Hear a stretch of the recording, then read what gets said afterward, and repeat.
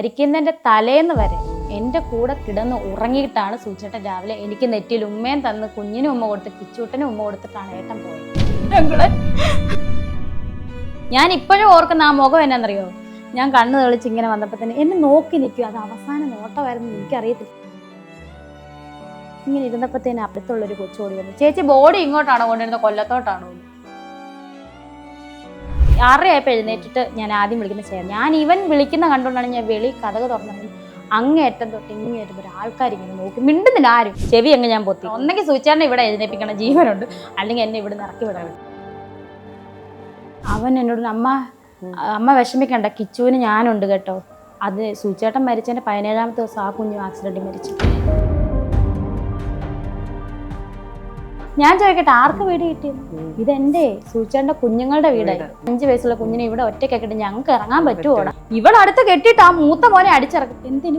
ഞാൻ അവരുടെ അമ്മയായോണ്ട് താമസിക്കുന്നതേ ഉള്ളൂ, ഇത് എന്റെ പേരിലല്ല. റീല് ചെയ്യുന്നത് പ്രശ്നമാണ്. ഞാൻ ഒരുങ്ങാൻ പറ്റത്തില്ല, നല്ല ഡ്രസ്സ് ഇടാൻ പറ്റത്തില്ല. ഇപ്പോഴും ഞാൻ വിവാഹം കഴിച്ചിട്ടില്ല. ഞാനിപ്പോഴും കൊല്ലം സുധി ചേട്ടന്റെ വൈഫ് തന്നെയാണ്. അതുകൊണ്ട് അമ്മ കല്യാണം കഴിച്ച സന്തോഷമേ ഉള്ളൂ കേട്ടോ. കുഞ്ഞിനോടും എന്നോടും പറയണം. ഞങ്ങൾ അതൊക്കെ കണ്ടപ്പോ ഇല്ലേ നമുക്കൊക്കെ രോമാഞ്ചല്ലെന്ന്. ചേട്ടാ ഞങ്ങളെ കൂടെ കൊണ്ടുപോകും പരിപാടിക്ക് 24-ന്റെ. ഇല്ലില്ല, ഇത്തവണ നിങ്ങളെ കൊണ്ടുപോകത്തില്ലെന്ന് പറഞ്ഞു. മരിക്കുന്നതിന് മുന്നേ പുള്ളി എന്തൊക്കെയോ മനസ്സിലുണ്ടായിരുന്നു. സൂചേട്ടൻ അത് കൊണ്ടു നടക്കുമായിരുന്നു ഞങ്ങളെല്ലാം. ആ വോയിസ്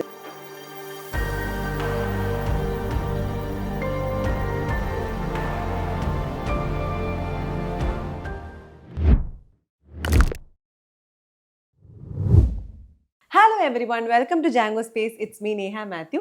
ഇന്ന് നമ്മൾ സുധിലയത്താണുള്ളത്, നമ്മുടെ കോട്ടയത്ത്. നമ്മുടെ സ്വന്തം രേണു ചേച്ചിയുടെ കൂടെയാണുള്ളത്. അപ്പം രേണു ചേച്ചി, വെൽക്കം ടു ദ ഷോ.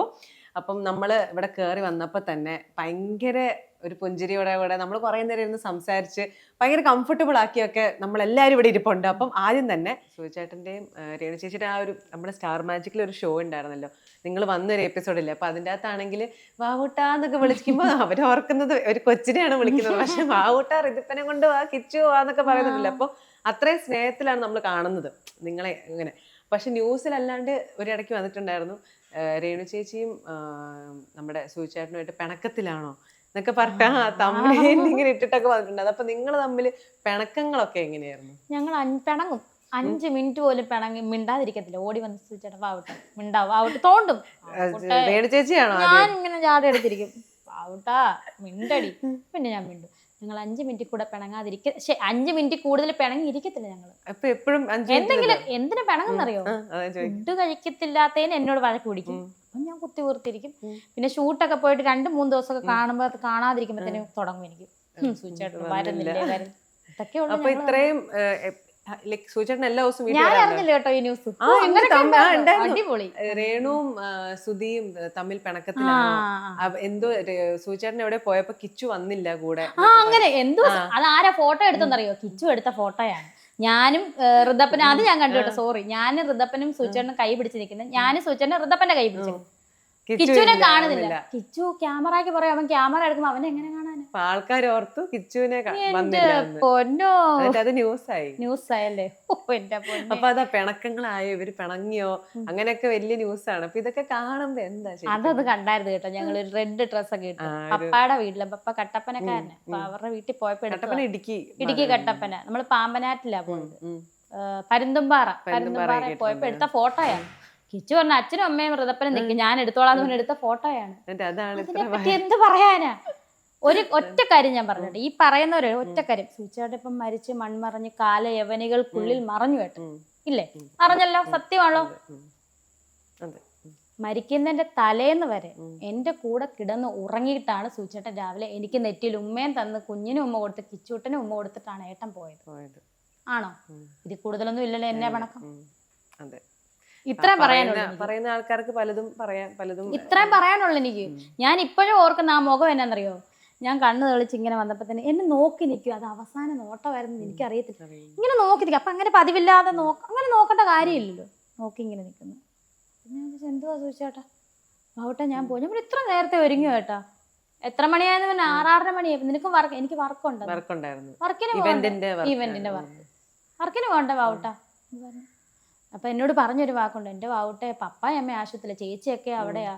അപ്പൊ കുഞ്ഞിനെ എന്നാ ചെയ്യും? അപ്പം അനിയത്തി പറഞ്ഞു, നമുക്ക് കുഞ്ഞിനെ കൊണ്ട് അവളുടെ ഫ്രണ്ടിന്റെ വീട്ടിൽ കൊണ്ടാക്കിയിട്ട് പോകാം. അപ്പൊ സൂചന അതൊരു സങ്കടമായിരുന്നു. അവനെ കിടന്ന് വിളിക്കുന്നു, വീഡിയോ കോൾ ചെയ്യുന്നു. അപ്പോഴും കുഞ്ഞ് ഉറക്കവാ, സൂചന കാണാൻ പറ്റിയില്ല.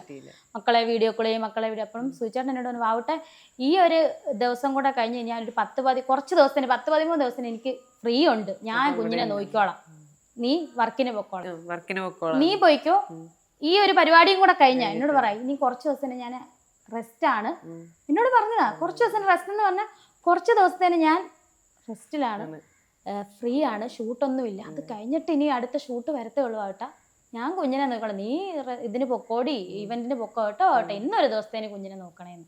അപ്പോഴും തലേന്ന് 2 ദിവസം മുന്നേ ഞാനും കിച്ചു ഋതപ്പനും കൂടെ, അതായത് സൂചിച്ചേട്ടൻ മരിക്കുന്നതിന് 2-3 ആഴ്ച മുന്നേ ഞങ്ങളിങ്ങനെ ചങ്ങനാശ്ശേരി കൊച്ചുങ്ങൾക്ക് സ്കൂൾ തുറക്കും, ജൂണിലല്ലേ മരിക്കും, ജൂൺ 5-ന് മരിക്കുമായിട്ട്. സ്കൂൾ തുറക്കുന്നതിന് സാധനങ്ങളൊക്കെ മേടിക്കാൻ വേണ്ടി പോവാ. അപ്പൊ കിച്ചൂട്ടൻ ചോദിച്ചു, അച്ഛ എന്നെ കൊണ്ടുപോകുന്നില്ല പരിപാടിക്ക്, ഇത്തവണ ഞാൻ നിന്നെ കൊണ്ടുപോകുന്നില്ലെന്ന് പറഞ്ഞു. അപ്പൊ ഇവനുമായിട്ടാ ഷൂട്ടിനൊക്കെ പോകുന്നേട്ടെ, കിച്ചു കൊണ്ട് വണ്ടി ഡ്രൈവ് ചെയ്യാനൊക്കെ കിച്ചു. അപ്പം ഇവനുമായിട്ടാ പോകുന്നേ. അപ്പം സൂചന്റെ വണ്ടി ഒന്നും ഓടിക്കാൻ അറിയത്തില്ല, ബൈക്ക് ഓടിക്കും പതുക്കെ, ആക്റ്റീവ് ഓടിക്കില്ല, കാർ 4 വീലർ ഓടിക്കാൻ അറിയില്ല ഏട്ടന്. ഏട്ടൻ അത് പഠിച്ചിട്ടുമില്ല. അപ്പം കിച്ചു ആണ് കൂടെ പോകുന്നത്. കിച്ചു പറഞ്ഞു, അച്ഛൻ എന്നെ കൊണ്ടുപോകുന്നില്ലെന്ന് ചോദിച്ചു. ചേട്ടൻ പറയുന്നത് ഇപ്പോഴും ഓർക്കുന്നില്ല, ഇല്ല നിന്നെ ഫ്രണ്ടിലിരിക്കുക കുഞ്ഞിനെ കൊണ്ട്, ഇല്ല നിന്നെ ഇത്തവണ നിന്നെ കൊണ്ടുപോകുന്നില്ലടാ, ഞാൻ പെട്ടെന്ന് ആദ്യം പറഞ്ഞ ട്രെയിന് പോയിട്ട് വരാന്ന് പറഞ്ഞു, പോയിട്ട് ഇങ്ങനെ വരാന്ന് പറഞ്ഞിട്ട് എന്നെ നോക്കി. ഇപ്പൊ ഞാൻ ചോദിച്ചു, ചേട്ടാ ഞങ്ങളെ കൂടെ കൊണ്ടുപോകും പരിപാടിക്ക് 24-ന്റെ, എന്നെ കുഞ്ഞിനെ കിച്ചുവിനെ കൊണ്ട് നമുക്ക് ഒരുമിച്ച് പോകട്ടെ. ഇല്ലില്ല ഇത്തവണ നിങ്ങളെ കൊണ്ടുപോകത്തില്ലെന്ന് പറഞ്ഞു. അപ്പം ഇടയ്ക്കൊക്കെ കൊണ്ടുപോകുന്നത് ഈ തൊടുപുഴയിലൊക്കെ ഷൂട്ടിന് സ്വർഗത്തിലെ കട്ടുറുമ്പ് എന്ന് പറഞ്ഞ ഏട്ടൻ മരിച്ചു കഴിഞ്ഞിറങ്ങിയ സിനിമയാണ്.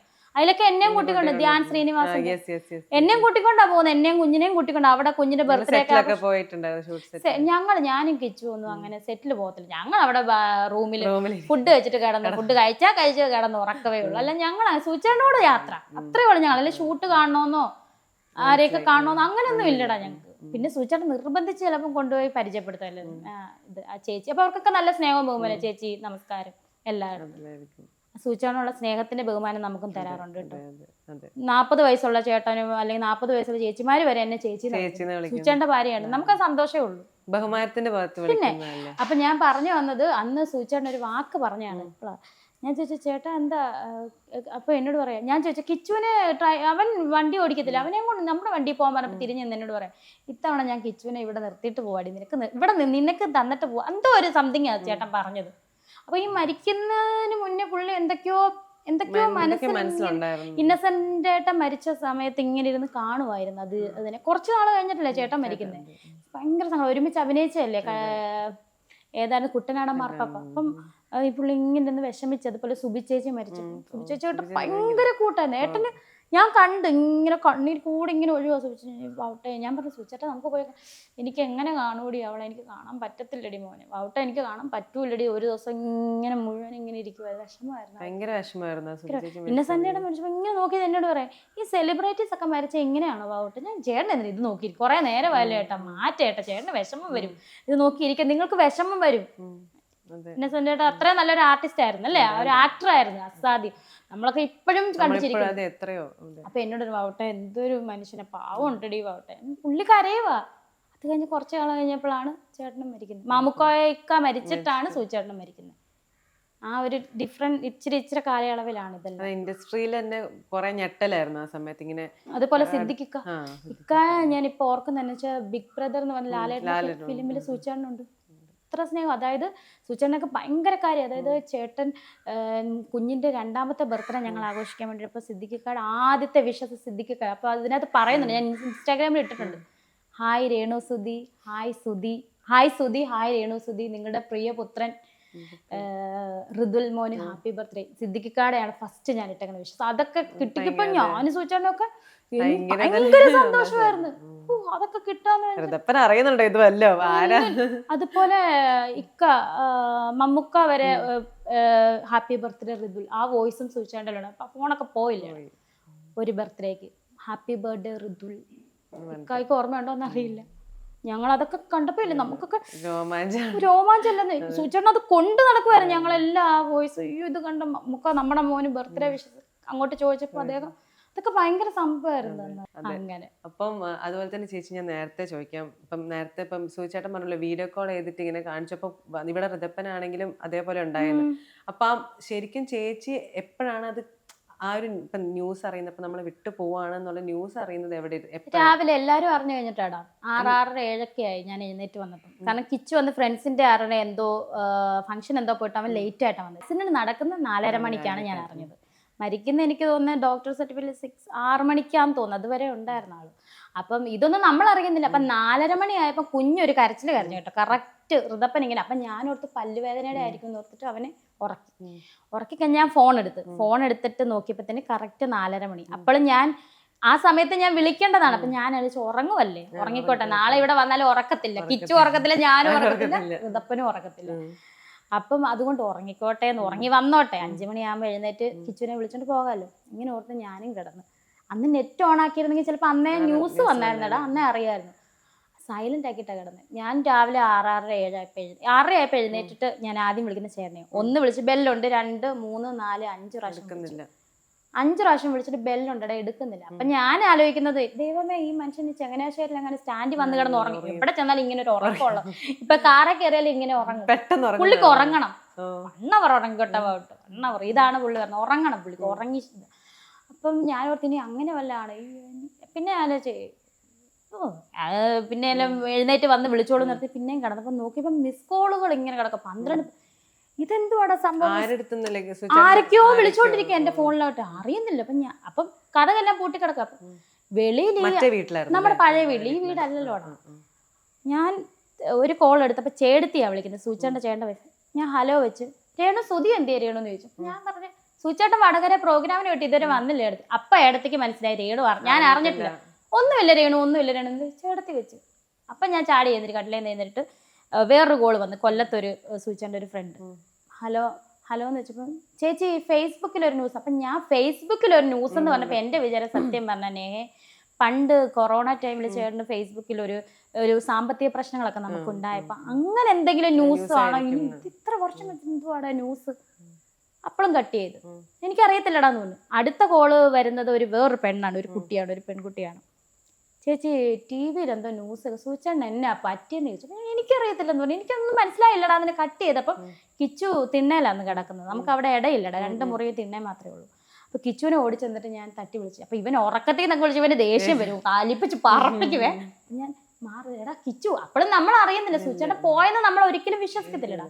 എടാ കിച്ചു എണീക്കടാ, സൂചന എന്തോ അച്ഛൻ എന്തോ പറ്റി, അച്ഛൻ എന്നാ അമ്മ പറ്റിയെന്ന് പറയുമ്പോൾ കാലിപ്പിച്ചൊറ്റ എഴുന്നേപ്പ്. ഞാൻ ആടാ എന്നാന്ന് എനിക്കറിയത്തില്ല. ഓ അമ്മയുടെ കാര്യം. ഫോൺ എടുത്തിട്ട് അകത്തോട്ട് കയറിയിട്ട് ഇവൻ എടുക്കുന്നില്ല. അപ്പൊ അനൂപേട്ടന്റെ കോളങ്ങാണ്ട് വന്നിട്ടുണ്ടെന്ന് തോന്നുന്നു, ഡയറക്ടർ സ്റ്റാർ മാജിക്. ഇവൻ തിരിച്ച് വിളിച്ചത് പറഞ്ഞു. ഞാൻ ഇവൻ വിളിക്കുന്ന കണ്ടുകൊണ്ടാണ് ഞാൻ വെളി കഥക് തുറന്നിറങ്ങി. അങ്ങേറ്റം തൊട്ട് ഇങ്ങേറ്റം ഒരു ആൾക്കാരിങ്ങനെ നോക്കി, മിണ്ടുന്നില്ല ആരും. രാവിലെ വെളുപ്പിന് തൊട്ട് ആൾക്കാരുണ്ടടാ, ഞങ്ങളിത് അറിയുന്നില്ല, ഞങ്ങൾ നല്ല ഉറക്കമല്ലേ, പപ്പായമ്മയില്ല, മെഡിക്കൽ കോളേജിലല്ലേ. അപ്പൊ ഇങ്ങനെ ആളുകൾ നിൽക്കുന്നു. അപ്പം ഞാൻ വെളിയിൽ ഇറങ്ങിയിട്ട് ഇത്രേ ചോദിച്ചുള്ളൂ, സൂചിച്ചേട്ടൻ ഉണ്ടോ ഇല്ലയോ എന്നും. അപ്പൊ എനിക്ക് എന്തോ ക്ലിക്ക്. അപ്പൊ അടുത്തുള്ള ചോദിച്ചു, അത് മോനെ സുധിയൊക്കെ വന്ന വണ്ടി ഒന്ന് ചെറിയ, സുധിയുടെ കാല് ഫ്രാക്ചർ ആയിരുന്നു. അപ്പൊ ഞാൻ ചോദിക്കുന്ന സൂചിച്ചേട്ടന്റെ കാര്യമല്ല, അപ്പോഴും ബിനുചേട്ടൻ ഉണ്ടെന്ന് എനിക്ക് അറിയാമായിരുന്നു. കാരണം തലേന്ന് സൂചിച്ചേട്ടൻ സംസാരിപ്പിച്ചാണ് ബിനുചേട്ടനെ കൊണ്ട്, മക്കളെ ദേ നിന്റെ ബിനുചേട്ടൻ അപ്പൊ ബിനുചേട്ടൻ അപ്പൊ ഹലോ രേണു, ബാബുട്ടേന്നാ വിളിച്ചു, ബാബുക്കുട്ടേന്ന് വിളിച്ചു കേട്ടോ. അന്ന് ബാബുക്കുട്ടേന്ന്, അന്ന് ബിനുചേട്ടൻ അങ്ങനെ വിളിച്ചു. ഞാൻ ബിനുചേട്ടാ സുഖമാണോ, സുഖമാ മക്കളെ, ഞങ്ങൾ അങ്ങോട്ട് പോവാ, സൂചന അങ്ങനെ സംസാരിപ്പിച്ചു. അപ്പൊ ഞാൻ ചോദിക്കുന്നത് ബിനുചേട്ടൻ എന്നേലും പറ്റിയോന്ന് ചോദിക്കുന്നത്. ബിനുചേട്ടൻ ഉണ്ടല്ലോ, ബിനുചേട്ടൻ എന്നേലും പറ്റും. അപ്പൊ സൂചേട്ടൻ സേഫാ, ബിനുചേട്ടൻ എന്നേലും പറ്റുമോ, ഇല്ല കുഴപ്പമൊന്നുമില്ല, സുധിക്കും ബിനുവിനും ഒന്നും ഒരു കുഴപ്പമില്ല. പിന്നെ നടനായതുകൊണ്ട് എന്തൊക്കെയോ, നടന്മാരല്ലേ, ആർട്ടിസ്റ്റുകളല്ലേ, അതുകൊണ്ട് വാർത്തയിൽ ഇങ്ങനെ. അപ്പൊ ഞാൻ അടുത്തുള്ളവരോടൊക്കെ ഒരു കൊച്ചിങ്ങനെ അപ്പുറത്തോട്ട് കോളനി ഭാഗമാണ്, പഴയ ഒരു കോളനിയുടെ ഏരിയ. അപ്പൊ ഇങ്ങനെ ആൾക്കാരിങ്ങനെ നിൽക്കും, സൂചിച്ചേട്ടനുണ്ടോ ഇല്ലയോ എന്ന് മാത്രം അറിയണം. ഇപ്പൊ മിണ്ടുന്നില്ല. ഞാൻ ആ കിണറ്റുകാരെ ഇങ്ങനെ ഇരിക്കുക, എന്നിട്ടും ആള് ഇങ്ങോട്ട് അടുക്കുന്നില്ല, ക്യാമറ ചാനലിൽ അവിടെ നിൽക്കുക, ഇങ്ങോട്ട് അടുക്കുന്നില്ല.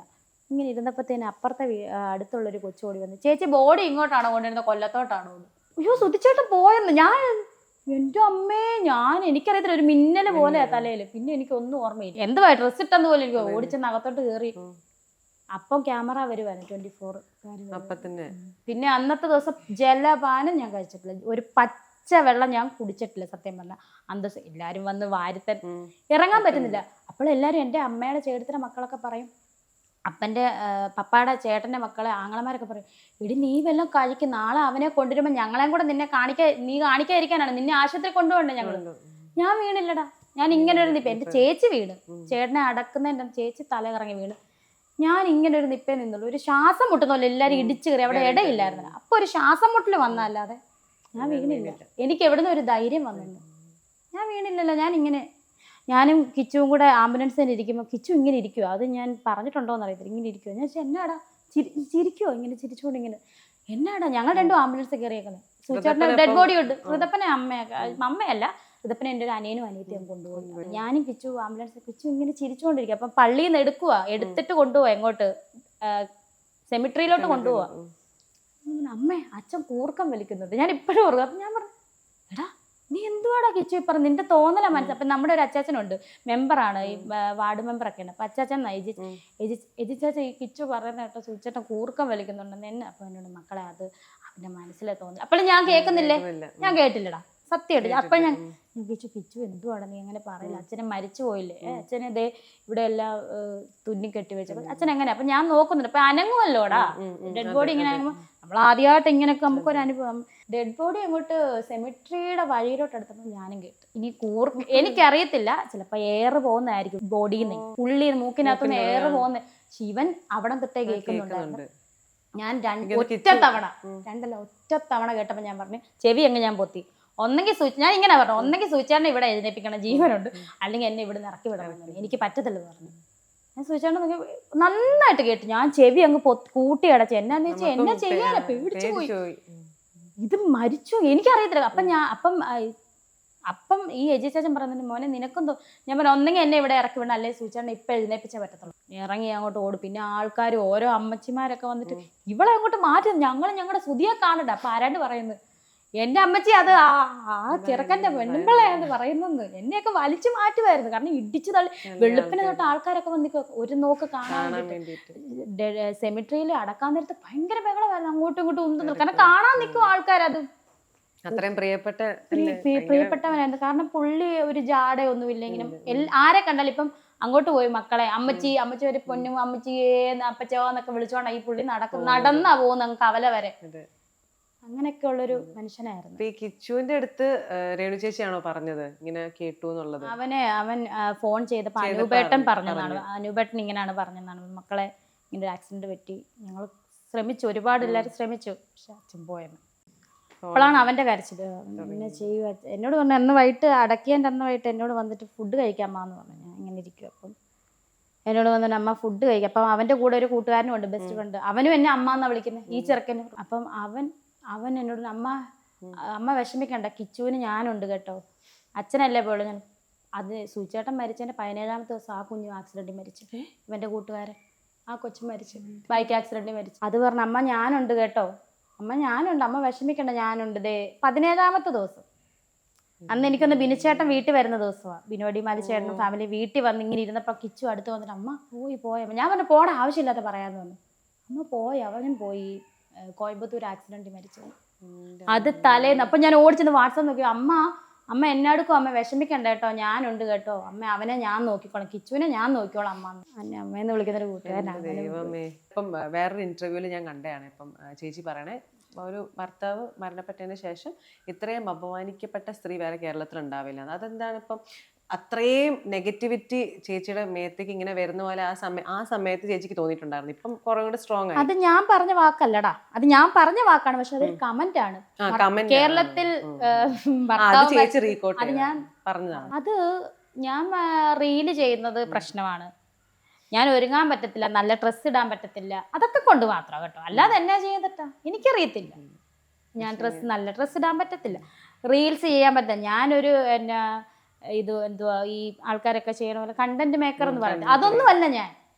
ഞാൻ ജസ്റ്റ് സൂചേട്ടനുള്ളപ്പോ തൊട്ടുള്ള പരിപാടിയാ, ടിക്ടോക്ക് പോലെ ചുമ്മാ ഇങ്ങനെ അഭിനയിക്കും, ഇതേ ഉള്ളു. ഇതിനും പ്രശ്നം അതൊക്കെ ഉള്ളു. അതൊന്നും ചെയ്യാതെ വീട്ടിൽ ഇങ്ങനെ കരഞ്ഞോണ്ടെന്ന് ആരും എന്നെ ഒന്നും പറയത്തില്ലായിരുന്നു. അപമാനിക്കുക എന്ന് പറഞ്ഞാൽ അടുത്ത ജിഷ ചേച്ചിയുടെ അമ്മേനെ പോലെ. അതെ, എനിക്ക് ഇഷ്ടമാണ് ചേച്ചിയുടെ അമ്മ. ഞാൻ ആ കഴിഞ്ഞ ജിഷ ചേച്ചി പെരുമ്പാവൂര് മരിച്ച ചേച്ചിയുടെ അമ്മയെ പോലാണ് ഞാനെന്ന്. എനിക്ക് ആ ചേച്ചിയുടെ അമ്മേനെ ഇഷ്ടമാണ്, അതുപോലാന്ന് പറയുന്നത് എനിക്ക് സന്തോഷം. ഒരുപാട് കമന്റ് ഞാൻ കണ്ട്, ഇവളാ ജിഷയുടെ അമ്മയെ പോലെ, ജിഷയെന്ന് ഞാൻ വിളിക്കത്തില്ലല്ലോ, ജിഷ ചേച്ചീന്റെ അമ്മേനെ പോലാന്നാ പറയുന്നത്. ആണ്, ഞാൻ ജിഷ ചേച്ചിയുടെ അമ്മേനെ പോലെ തന്നെയാണ്. എനിക്ക് സന്തോഷമുള്ളതൊക്കെ. അതാണ് ഞാൻ മര്യാദക്ക് വീട്ടിൽ ഇരുന്ന ഒരു പ്രശ്നമില്ല, പ്രശ്നമില്ല. ഇറങ്ങാൻ പറ്റത്തില്ല, ചിരിക്കാൻ പറ്റത്തില്ല, മിണ്ടാൻ പറ്റത്തില്ല. നല്ല ഡ്രസ് ഇടാൻ പറ്റില്ല. നമ്മുടെ ബ്രദർമാരുടെ കൂടെ ഒരു ഫോട്ടോ, ആങ്ങളമാരുണ്ടല്ലോ, അവരുടെ കൂടെ ഫോട്ടോ എടുത്ത് അന്നേരം വന്ന് അടുത്ത വെളുപ്പിനെ ഒരു ദിവസം ഫോൺ കോള്, ചേച്ചി അറിഞ്ഞോ നമ്മുടെ 2 ഫോട്ടോ ഇട്ടേക്കുന്നത് അടുത്ത വിവാഹം. ഞാൻ പറഞ്ഞ തീർന്ന്, ഇനി മേലെ എന്റെ കൂടെ ഫോട്ടോ എടുത്തേക്കുന്നത്. ഒരു സംഭവം ഉണ്ടായി, നമ്മുടെ കൂടെ പഠിച്ച പിള്ളേര് ഡിപ്ലോമയ്ക്ക് പഠിച്ച ഞങ്ങൾ 4-5 പേര് ഗെറ്റ് ടുഗദർ നടത്തി, ഫോട്ടോ ഇട്ട് ലാസ്റ്റ് ഈ ഫോട്ടോ, ഇവന്റെ ഫോട്ടോ എന്റെ ഫോട്ടോ എടുത്തിട്ട് ഈ പ്രശ്നമാക്കി. ഇവൻ നേരെ ചെന്ന് സൈബർ സെല്ലിൽ കംപ്ലൈന്റ് കൊടുത്തു. ഞാൻ പറഞ്ഞു ഇനി മേലെ എന്റെ കൂടെ ഒരു ഫോട്ടോ നീയൊക്കെ എടുത്തേക്കല്ലെന്ന് പറഞ്ഞു. അങ്ങനെയും ബുദ്ധിമുട്ടാണ് ഉണ്ടായിരുന്നു. അപ്പൊ അതുപോലെ ഇപ്പം സൂചേട്ടന്റെ ഫ്രണ്ട്സിന്റെ കാര്യം പറഞ്ഞപ്പം, അപ്പൊ ആ ഫ്രണ്ട്സിന്റെ അടുത്ത് എന്തെങ്കിലും ഇപ്പോൾ പോസിറ്റീവ് ആയിട്ടുള്ള കാര്യങ്ങൾ ഒത്തിരി രേണു ചേച്ചിക്ക് ഉണ്ടായിട്ടുണ്ട്. അപ്പൊ അതുപോലെ എന്തെങ്കിലും മോശ അനുഭവങ്ങളോ? ഫ്രണ്ട്സിന്റെ അടുത്തൊന്നും എല്ലാം നമ്മളെ സ്വന്തം സഹോദരങ്ങളെ സഹോദരി പോലെ എപ്പോഴും സപ്പോർട്ട് ആയിട്ട്. പിന്നെ അല്ല, ഇപ്പൊ എല്ലാവർക്കും എപ്പോഴും ഓടി വരാനൊന്നും പറ്റത്തില്ല, എന്നാലും അവരുടെ ഒരു സപ്പോർട്ട് എപ്പോഴും നമ്മുടെ കൂടെ ഉണ്ട്. എപ്പോഴും എല്ലാത്തിലും അവരുടെ മനസ്സിലാണെങ്കിലും ഇവിടെ കാണുമല്ലോ, നമുക്ക് അവരുടെ മനസ്സറിയാം. ഇപ്പൊ നമുക്ക് നമ്മുടെ മനസ്സറിയാം, എന്റെ മനസ്സ് മോക്കറിയാം, നമ്മൾ പറയുന്നല്ലേ അറിയത്തുള്ളൂ. മോള് ചോദിക്കുന്നത് മോളുടെ മനസ്സ് എനിക്കറിയാം, ആർക്കും അവരുടെ മനസ്സറിയാൻ പറ്റത്തില്ലടാ, അതൊരു സത്യമാണ്. അത്രേ ഉള്ളൂ. സപ്പോർട്ട് ഉണ്ട്. ആ സപ്പോർട്ട് ആണ് ഏറ്റവും എനിക്ക് തോന്നുന്നത് ഇമ്പോർട്ടന്റ് ആണെന്നുള്ള തോന്നുന്നത്. തീർച്ചയായിട്ടും ആ സപ്പോർട്ട് തന്നെയാണ്. അവർക്ക് സപ്പോർട്ട് ഉണ്ട്, പിന്നെ അവർക്ക് വരാൻ പറ്റത്തില്ല. അതെ, അവരുടെ കാര്യങ്ങളുണ്ടാവും, രേണു ചേച്ചിക്ക് തിരക്കുകൾ. പിന്നെ അത് തന്നെ, അത്രേ ഉള്ളൂ. സൂചേട്ടന് കിച്ചു എന്തെങ്കിലും ആവണം, എന്താവണം എന്നായിരുന്നു ആഗ്രഹം? കിച്ചുവിന് അവൻ പണ്ട് തൊട്ടേ ആനിമേഷൻ, ഗെയിം ഒക്കെ ഭയങ്കര ക്രൈസ് ആണ്. അവന് ഞങ്ങൾ പറയുന്ന മൊബൈലിന്റെ തലയാന്ന്, അവന് കമ്പ്യൂട്ടറിന്റെ തലയാണ്. നമുക്ക് മൊബൈലിനൊന്നും അറിയത്തില്ല കേട്ടോ. സൂചേട്ടന് ഞാനൊക്കെ കിച്ചൂട്ടാ ഇതൊന്നും ശരിയാക്കി തരും. എന്റെ അച്ഛനെ ഇതാ സിമ്പിൾ, അവൻ കമ്പ്യൂട്ടർ തലയാണ്, നല്ല ഇത്. അപ്പൊ അവന് ആനിമേഷൻ ആണ് താല്പര്യം. ഇത് കഴിഞ്ഞ ദിവസം ഇങ്ങനെ പറഞ്ഞപ്പോഴത്തേന് ആരാണ്ട് കമന്റോ എന്തോ പറഞ്ഞു, അവള് ഋതുലിനെ പൈലറ്റ് ആക്കാൻ പോവാ ഇവിടെ, ആഗ്രഹം പറഞ്ഞു. കിച്ചുവിനെ VFX അവന്റെ ഇഷ്ടം അതാണ്, കിച്ചുവിന്റെ ഇഷ്ടം അതായിരുന്നു. ആനിമേഷൻ ആയിരുന്നു കുഞ്ഞിലെ തൊട്ടേ ഇഷ്ടം. അവൻ എന്നും പറയാം കിച്ചുവിന് എന്താണ്, മോൻ എന്താണ്, ഇങ്ങനെ സൂചിച്ച മോൻ, മക്കളെ മോനെ വിളിക്കത്തുള്ളൂ. കിച്ചൂട്ടന് എന്താണ് ഇഷ്ടം അത് അതായിക്കോളാൻ. കാരണം കിച്ചു +1 കഴിഞ്ഞപ്പോഴല്ലേ ഏട്ടൻ മരിക്കുന്നേ. അങ്ങനെ ആ സമയത്ത് പറയായിരുന്നു ഏട്ടൻ ഋതപ്പനെ പൈലറ്റ് ആക്കണമെന്ന് പുള്ളി അന്നും പറയുന്നുണ്ട്. ഋതപ്പനെ ഇനി പൈലറ്റ് ആക്കണം, വളർന്നു വരട്ടെ, കുറച്ച് സമയം കിടക്കുന്നുണ്ട്, ഇനിയുണ്ട്. അപ്പൊ അതുപോലെ തന്നെ ഇപ്പം രേണു ചേച്ചിക്കാണെങ്കിലും നമ്മള് ജോലി നോക്കുന്ന സമയത്ത് അപ്പം അതിനെ പറ്റിയിട്ട് പറയാമോ? എങ്ങനെയാണ് ഇപ്പം ജോലി എംപ്ലോയ്മെന്റ് വഴിയാടാ, അത് പറഞ്ഞിട്ടുണ്ടായിരുന്നു നേരത്തെ നമ്മുടെ പാർട്ടി മന്ത്രിയൊക്കെ പറഞ്ഞിട്ടുണ്ടായിരുന്നു. അപ്പം അത് നമുക്ക് പെട്ടെന്ന് എടുത്ത് തരത്തില്ല അവര് ജോലി, അങ്ങനെ പറ്റത്തില്ലല്ലോടാ. അപ്പം അത് എംപ്ലോയ്മെന്റ് വഴിയുള്ള പ്രോസസ്സിങ് നടന്നുകൊണ്ടിരിക്കുകയാണ്. ഉടനെ നമ്മുടെ കയ്യിലേക്ക് കിട്ടുമായിരിക്കും ജോലി. അത് കിട്ടിയ സമാധാനം, കിട്ടിക്കഴിഞ്ഞാൽ ആശ്വാസമാണ് ഒരുപാട്. കാരണം നമുക്ക് പറ്റി വരുമാനങ്ങളൊന്നും ഇപ്പൊ ആയിട്ടില്ല. ഇപ്പൊ നാടകമുണ്ട്, നാടകത്തിലും അതുപോലെ തന്നെ ഒരു സിനിമയിലും അഭിനയിച്ചിട്ടുണ്ടായിരുന്നു. സൂചേട്ടന്റെ എല്ലാ അനുഗ്രഹവും ആ രീതിയിൽ ഉണ്ടെന്ന് തോന്നുന്നു. സൂചേട്ടന് ഇഷ്ടമായിരുന്നു രേണു ചേച്ചി അഭിനയിക്കുന്നത്. സുധിച്ചേട്ടന്റെ കൂടെ കൊസു TV എന്ന് പറഞ്ഞ ഏട്ടന്റെ കൊസു TV എന്ന് പറഞ്ഞ യൂട്യൂബ് ചാനൽ, വെബ് സീരീസ് ആ ടൈമിലില്ല, നമ്മുടെ ലോക്ക്ഡൌൺ ടൈമിലെല്ലാം വെബ് സീരീസ് കൊണ്ട് നിൽക്കുന്ന സമയമായിരുന്നു. ആ ടൈമിൽ ഏട്ടന്റെ കൂടെ 4 എപ്പിസോഡിലും ചെയ്തായിരുന്നു. പിന്നെ ചേട്ടന്റെ കൂടെ ചെയ്തായിരുന്നു. അപ്പൊ തന്നെ ചെയ്യുന്നുണ്ടല്ലോ, ചേട്ടന്റെ കൂടെ ഉള്ളു കേട്ടോ എന്ന് പറഞ്ഞതാണ്. ചേട്ടൻ പോയി കഴിഞ്ഞാൽ പിന്നെ ഇപ്പൊ ചേട്ടനെ കൊണ്ടുവരാൻ പറ്റുമോ ചേട്ടന്റെ കൂടെ? സൂചേട്ടന് ഇഷ്ടമായിരുന്നു നാടകത്തിൽ അഭിനയിക്കുന്നതൊക്കെ? സൂചേട്ടൻ അറിയത്തില്ലായിരുന്നല്ലോ ഞാൻ നാടകത്തിൽ അഭിനയിക്കുന്ന കാര്യം. സത്യം പറഞ്ഞാൽ കുഞ്ഞിലെ അമ്മ വീടിന്റെ അവിടെ കുഞ്ഞിലെ 3-ാം ക്ലാസ്സിലൊക്കെ പഠിക്കുന്ന സമയത്ത് നമ്മള് ഫ്രണ്ടിലിരുന്ന് നാടകം കാണാം അമ്പലത്തിൽ. അന്നൊക്കെ നാടകമല്ലേ, അപ്പം അമ്പലപരിപാടിയിൽ ഇങ്ങനെ ഉറക്കളച്ചിരുന്ന് കാണും 2 മണി മുന്നേ. അത് ചങ്ങനാശ്ശേരി അണിയറയുടെ നാടകമായിരുന്നു. 13 വർഷം അവിടെ തന്നെ ആ നാടകമായിരുന്നു. അപ്പൊ അതിനോടൊപ്പം ഭയങ്കര ആഗ്രഹം തോന്നി. സിനിമയെക്കാൾ നാടകം അവരെന്താണ് അങ്ങനെയൊക്കെ ചെന്ന് ലൈവായിട്ട് വന്ന് പറയുന്നു, ഒരു മൈക്ക് കിടക്കുന്നു, തിരിച്ചു പോരുന്നു, അവർ അഭിനയിക്കുന്നു, ഭയങ്കര. അപ്പൊ അതിനോടൊരു ക്രൈസ് ആയിരുന്നു. പക്ഷെ അത് നമുക്ക് നാടകക്കാരൊന്നും അറിയില്ല. വലുതായി കഴിഞ്ഞ് ഇങ്ങനെയൊക്കെ ആയി കഴിഞ്ഞപ്പോൾ ഒരു ദിവസം ചേട്ടൻ മരിച്ചൊക്കെ കഴിഞ്ഞിട്ട് കുറച്ച് നാൾ മുന്നേ ഞാൻ ചങ്ങനാശ്ശേരി നിൽക്കുമ്പോൾ ഒരു ചേച്ചി വന്നിട്ട്, ഗീതു എന്നാ ചേച്ചിയുടെ പേര്, നാടക നടിയാണ് ചേച്ചി. ഇപ്പൊ കൊല്ലം അനശ്വര എന്ന് പറയുന്ന സമിതിയിലെ നടിയാണ്. ഓടി വന്നിട്ട് രേണു അല്ല സുധിച്ചേട്ടനോടെ ഒക്കെ സ്കിറ്റിലൊക്കെ ചെയ്തിട്ടുള്ള ചേച്ചി, ഞാനിപ്പൊ നാടകത്തിലാടാ, നീ ഒരു കാര്യം, നീ നാടകത്തിൽ കയറുന്നു ചോദിച്ചു. ഞാൻ പറഞ്ഞേ നാടകത്തിലോ? പണ്ടത്തെ. അപ്പൊ എന്റെ മനസ്സിൽ ഞാൻ പറഞ്ഞ നല്ല, അപ്പൊ ഞാൻ ചിന്തിച്ചു ശരിയാ, നല്ല നമ്മുടെ മൈൻഡും ഓക്കെ ആവും, ഫ്രീ ആവും. ചേച്ചി അങ്ങനെ എന്റെ നമ്പർ മേടിച്ചു. 2-3 സമിതി വിളിച്ചു കേട്ടോ.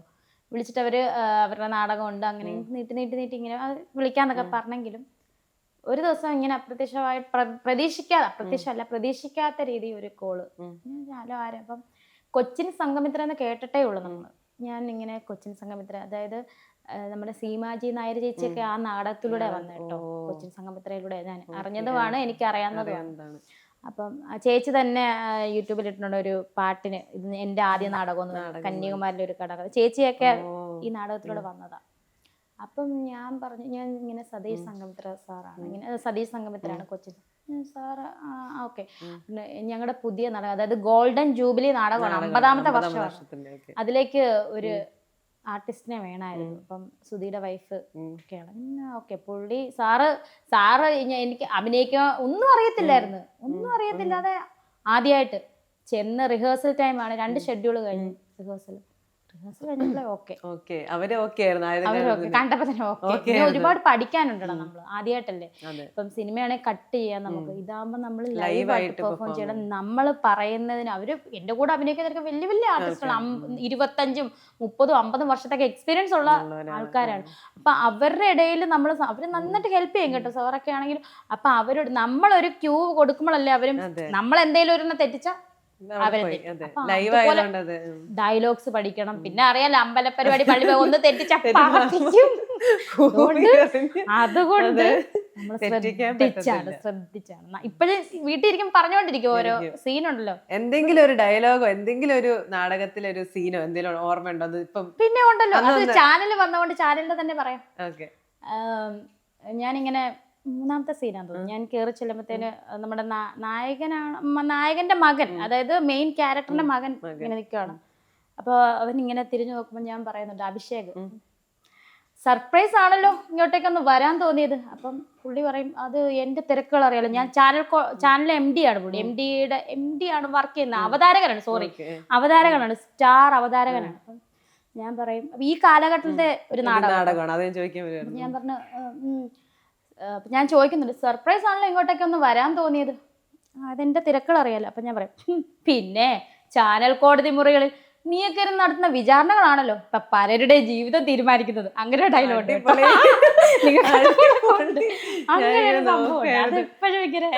എപ്പോഴും മനസ്സിലുണ്ടാവും. സത്യമല്ലേ? റിലേറ്റബിൾ. സോറി, ഞാൻ എന്റെ നാടകത്തിന്റെ ഡയലോഗ് പറഞ്ഞാണ്. അപ്പൊ അതുപോലെ ഇപ്പൊ എന്തെങ്കിലും ഇമോഷണൽ ആയിട്ടുള്ള സീൻ എന്തെങ്കിലും ഉണ്ടോ? ഇമോഷണൽ ആയിട്ടുണ്ട്. പിന്നെ അത് ഡയലോഗ് സാറിനോട്, സതീഷ് സാറാണ്, സാറിൻ്റെ അടുത്ത് ഞാൻ പറയുന്നതാണ്, മക്കളെ പോലെയല്ല, മക്കൾ തന്നെയാണ് ഞങ്ങളെന്നല്ലേ പറയാറ്, വേറെ ആരുമില്ലെങ്കിലും എന്തിനും ഞങ്ങൾക്കൊപ്പം ഉണ്ടാവുന്നു, എത്രയോ വട്ടം ഉറപ്പ് തന്നിട്ടുണ്ട്. നീതുവിൻ്റെ മരണത്തിൽ ഞങ്ങളെക്കാൾ സങ്കടം അങ്കിളിനായിരുന്നു.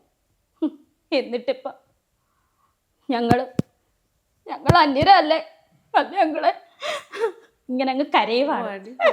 ഇങ്ങനെയൊക്കെ കരയുവാണ്. കാരണം എടാ, പിന്നെ ഈ നാടകത്തിന്റെ ഒരു പ്രത്യേകത കൊണ്ടുണ്ടാ സംഗമിത്രയ്ക്ക്.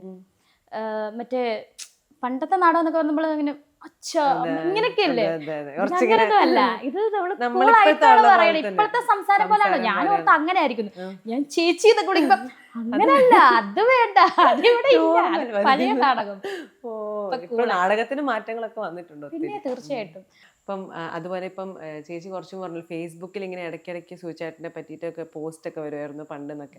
അപ്പൊ അതുപോലെ തന്നെ സൂചേട്ടൻ പറഞ്ഞൊരു കാര്യമായിരുന്നു, ഒരുപാട് ഷോസ് സൂചേട്ടൻ ചെയ്തിട്ടുണ്ട്. പക്ഷെ ഈ എല്ലാ ഷോസിന്റെയും പൈസ കിട്ടാണ്ട് വരിക, അല്ലെങ്കിൽ എപ്പോഴും അങ്ങനത്തെ ഒരു ബുദ്ധിമുട്ടുകൾ പറയാറുണ്ടായിരുന്നു. പൈസ അങ്ങനെ ചേട്ടൻ അങ്ങനെ കണക്കൊന്നും പറഞ്ഞു വാങ്ങിക്കത്തില്ല ചേട്ടൻ. പക്ഷെ അപ്പൊ അത് വാങ്ങിക്കണ്ടായിരുന്നോ? ഷോ ചേട്ടൻ സാലറി ഫ്ലവേഴ്സിൽ കിട്ടുമായിരുന്നു. അല്ലാതെ ഷോസ് ഒക്കെ പോകുമ്പോഴും ഓരോരുത്തരൊക്കെ, ഞാൻ കൂടുതൽ ആർട്ടിസ്റ്റുകൾ പറഞ്ഞുള്ള അറിവ്, എന്നോട് ഈ സത്യം പറഞ്ഞാൽ അധികം എന്താ പറയാ വിഷമിപ്പിക്കുന്ന ഒരു കാര്യങ്ങളും പുള്ളി ഞാൻ എന്നെ സംസാരിക്കത്തില്ല. ആവട്ടെ അമ്മ വിഷമിക്കണ്ട, അത് സില്ലി ആയിട്ടാ പറയുന്നത്. 2 ദിവസം കഴിയുമ്പോൾ കിട്ടുമെന്നേ ഷോട്. 2 ദിവസം കഴിഞ്ഞ് കിട്ടില്ല, ചേട്ടാ വിളിച്ചു ചോദിക്കാം, പിന്നെ കിട്ടുമെന്നേ. ടെൻഷൻ ഒന്നും അറിയിക്കാറില്ലായിരുന്നു, ഒന്നും അറിയിക്കത്തില്ലായിരുന്നു ദൈവം. അതായിരുന്നു. അതുപോലെ തന്നെ ഇപ്പൊ നമ്മള് വന്നപ്പോ തന്നെ പറഞ്ഞിട്ടുണ്ടായിരുന്നു, ഒരു ഫോട്ടോഷൂട്ട് ചെയ്തിട്ട് കല്യാണം കഴിഞ്ഞു. അപ്പം അതാണെങ്കിൽ ഒരു വലിയൊരു ന്യൂസ് ആയിരുന്നു. കാരണം രേണു ചേച്ചിയുടെ ചുമ്മാ ചെയ്തതാ ചുമ്മാ ഫോട്ടോഷൂട്ട്. ചെയ്തത്. അപ്പൊ രേണു ചേച്ചിയുടെ പണ്ടത്തെ ഇന്റർവ്യൂലാണെങ്കിലും ഇപ്പം പറഞ്ഞിട്ടുണ്ടായിരുന്നല്ലോ, സൂചേട്ടൻ ചോദിച്ചു വന്ന് കല്യാണം കഴിക്കോ, നീ കെട്ടണ്ടാട്ടോ എന്ന് പറഞ്ഞു. അപ്പൊ അത് വെച്ചിട്ട് ആൾക്കാർ കണ്ടോ കല്യാണം കഴിച്ചു, അതൊരു ബ്രൈഡൽ മേക്കപ്പ് ആയിരുന്നു തോന്നുന്നില്ല. അത് നമ്മുടെ ഒരു ഫ്രണ്ടാ, നല്ലൊരു ആർട്ടിസ്റ്റാണ്, മേക്കപ്പ് ആർട്ടിസ്റ്റ് സുജയ എന്ന് പറയുന്നത്. ആള് പ്രൊഫഷണൽ ആർട്ടിസ്റ്റ് ആണ്. അപ്പൊ അവള് ജസ്റ്റ് എടി നിന്നെ വെച്ച് ഞാനൊരു സംഭവം എന്നാന്നൊന്നും പറഞ്ഞിട്ടില്ല. ചെന്ന് ചെയ്ത് സംഭവം അപ്പൊ ഞാൻ തലയിലുമായി കുറ്റങ്ങള്. എല്ലാരും നോക്കുമ്പോ കല്യാണം കഴിഞ്ഞു, എന്നിട്ട് പിന്നെ എനിക്ക് തോന്നുന്നു പിന്നെ ആ കല്യാണം കഴിഞ്ഞു എന്ന് ആൾക്കാർ ആക്ച്വലി വിശ്വസിച്ചിട്ട് ആൾക്കാർ ആക്ച്വലി കുറ്റങ്ങളും പറയുന്നുണ്ടായിരുന്നു. പക്ഷെ ഒരു ഭാഗം ആൾക്കാർ ഭയങ്കര സപ്പോർട്ടും ചെയ്യുന്നുണ്ടായിരുന്നു. ഭയങ്കരമായിട്ട് ഇങ്ങനെ റിയാക്ഷനും വന്നായിരുന്നു.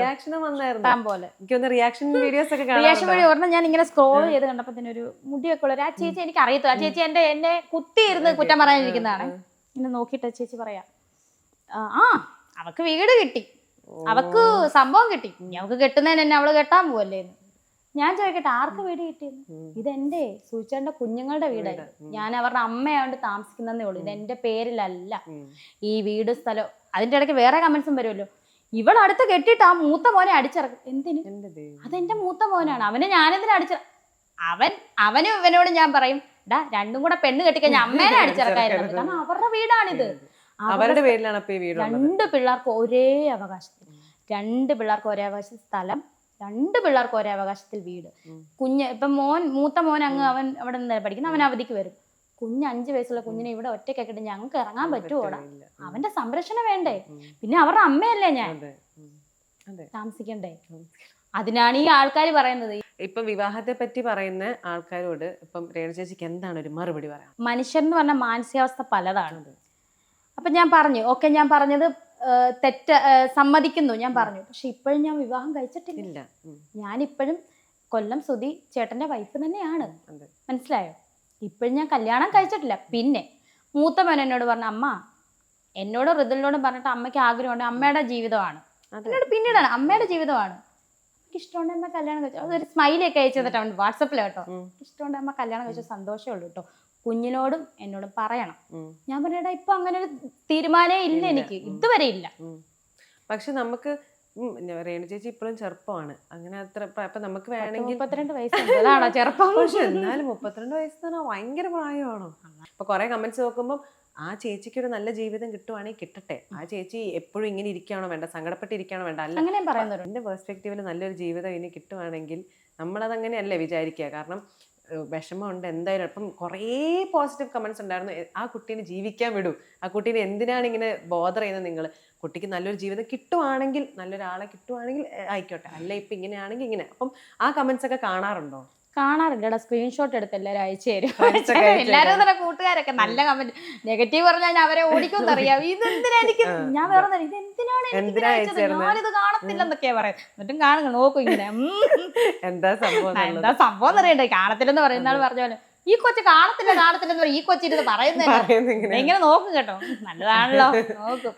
പോസിറ്റീവ് കമന്റ്സ് കാണാറുണ്ട് അയച്ചു തരുമ്പത്തിന്. അത് നമ്മളെ ഇഷ്ടമുള്ളവരായിരിക്കും പറയുന്നത്. കാരണം ഒരു പെണ്ണിന് എത്ര നാളാ ഒറ്റയ്ക്ക് ജീവിക്കാൻ കഴിയുന്നതെന്നുള്ളൊരു ചോദിച്ചിനും ഇങ്ങനെ വരും. കാരണം എന്റെ പപ്പായും അമ്മയും എന്റെ കൂടെ എന്നും കാണുമോ, മരിക്കുന്ന കാര്യമല്ല കേട്ടോ ഒരിക്കലും. അത് നമ്മള് അപ്പനും അമ്മയുടെ കാലശേഷം ഇപ്പം നമുക്ക് വേണം ഇപ്പം പോകാം, നമ്മുടെ നാളത്തെ കുറിച്ച് ദൈവത്തിന്റെ കയ്യില്ല, നമ്മുടെ കയ്യിലല്ല. മരണകാര്യമല്ല, അവർക്ക് ഇപ്പൊ ഏജ് ആയില്ലേ, പപ്പായ്ക്കും അമ്മയ്ക്ക് 62 63 വയസ്സായില്ലേ, എത്ര നാള് കാണും നമ്മുടെ കൂടെ സംരക്ഷണത്തിന്, അവർക്ക് വയസ്സാകുമല്ലേ. കിച്ചു അവര് 2 ആൺപിള്ളേരാണ്, അവർക്ക് ഫാമിലി ആകേണ്ടത്. എന്നെ അമ്മച്ചിയെ നോക്കിക്കൊണ്ടിരിക്കുക അവര്. അതൊക്കെ കൊണ്ടായിരിക്കും ഈ പറയുന്ന ആൾക്കാർ, ഞാൻ എന്റെ കാര്യമല്ല പറഞ്ഞത്, അതൊക്കെ കൊണ്ടാണ് രേണു നിനക്കൊരു കൂട്ട് വേണം, നാളെ നിനക്കൊരു കഞ്ഞിവെള്ളം എടുത്തു തരാൻ കൂട്ട് വേണം എന്നൊക്കെ അതുകൊണ്ടായിരിക്കും. പക്ഷെ എനിക്കങ്ങനെ ഇതുവരെ ഇല്ല എന്നാ പറഞ്ഞു കേട്ടോ. നാളെ ഇനി ആലോചിക്കുമെന്ന് എനിക്കറിയില്ല. ഇന്നലെ ആലോചിച്ചില്ല, പക്ഷെ ഇന്ന് ആലോചിക്കും, ചിലപ്പോൾ നാളെ ആലോചിക്കുമായിരിക്കും, ആലോചിക്കത്തില്ലായിരിക്കും. അതൊക്കെ ഓരോ മനുഷ്യന്റെ മാനസിക ലോകം മാറും, നമുക്കറിയില്ല ലോകം എങ്ങനെയാണ്, അറിയത്തില്ലടാ. ഒരു പെണ്ണിന് എത്ര നാൾ ഒറ്റയ്ക്ക് ജീവിക്കാൻ പറ്റൂന്നൊക്കെ ക്വസ്റ്റ്യൻ മാർക്കുണ്ട്. ജീവിച്ച് കാണിക്കാം, നോക്കാം എത്ര നാൾ. ചേച്ചിയുടെ ഇപ്പൊ ഉള്ളൊരു സ്വപ്നം അല്ലെങ്കിൽ ഒരു ഡ്രീം എന്തായിരിക്കും? നന്നായിട്ട് ജീവിക്കണമെന്നുണ്ട്, ഒരു ജോലിയൊക്കെ കിട്ടിയ നല്ല ഇതില്. അതായത് നമ്മളെ ഒരുപാട് പേര് ഫ്രണ്ട്സൊക്കെ ഒരുപാട് പേര് നല്ല മനുഷ്യർ ഇപ്പോഴും ഹെൽപ്പ് ചെയ്യുന്നവരുണ്ട് കേട്ടോ. രേണു ഇതേ കുഞ്ഞിന് എന്തെങ്കിലും മേടിച്ചു, പേര് പറയരുതെന്ന് അവരൊക്കെ പറയുന്നത്, പേരൊന്നും പറയരുത്. അതുപോലെ സഹായിക്കുന്ന നമ്മുടെ കസിൻസ്, ചേച്ചി, ഫാമിലി എല്ലാവരും ഉണ്ട് കേട്ടോ. അതുപോലെ എന്നാലും നമുക്കൊരു ജോലി കിട്ടിയാൽ നമുക്ക് സ്വന്തം കാലം നിൽക്കാം. അതാണ് ഒരു ഡ്രീം എന്ന് പറയുന്നത്. പിന്നെ ഇപ്പൊ എനിക്ക് തോന്നുന്നു അത് ഉടനെ തന്നെ ആകാം പ്രാർത്ഥിക്കുന്നു. എല്ലാ പ്രാർത്ഥനയും എല്ലാം വിശ്വസം. അതെ, സത്യം. അതുപോലെ നാടകത്തില് നന്നായിട്ട് ചെയ്യണം അത് എന്നൊരാഗ്രഹം. ചെയ്യും. ഇപ്പൊ 2 പെർഫോമൻസ് ആയിട്ട് നമ്മളെല്ലാരും രീതിയിലാണ്. അപ്പൊ അതാണ് ഇപ്പം കറന്റ്ലി ഉള്ള സ്വപ്നം എന്ന് പറയുന്നത്.